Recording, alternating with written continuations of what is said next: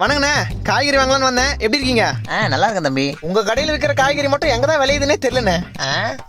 சாப்பிட்டு 3 வேளையும் பாத்ரூம்ல ஏற்பா பாத்துக்கோங்களேன் தம்பி. இல்ல அவ்வளவு ருசி அதிகமா சாப்பிட்டுருவோம்னா அதனால. சரி தம்பி, என்ன வேணும்? 2 கிலோ தக்காளி. அப்புறம் டேய் வெங்காயம் அது ஒரு 2 கிலோ குத்துருங்கண்ணே. அப்புறம் என்ன வேணும்? கத்திரிக்காய் 1 கிலோ, உருளைக்கிழங்கு 1 கிலோ, அப்புறம் மனிதாபிமான ஈவரக்கம் இருந்தா கொஞ்சம் கொத்தமல்லி, கொஞ்சம் கருவேப்பிலை, கொஞ்சம் இஞ்சி. இந்தாங்க 150 ரூபாய். பேலன்ஸ் சில்லறையா கொடுங்க, நான் போய் மளிகை சாமான் வாங்கணும்.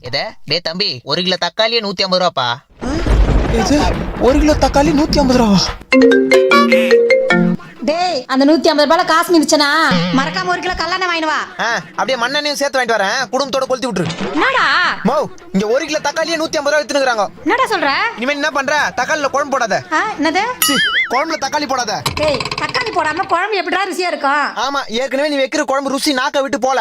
கருமு கீழே ஊத்துனா நாய் கூட நக்காது. நம்ம போன வெறுப்பேத்துக்கிறேன். நீ தக்காளி தவிர மீதெல்லாம் போடணும்.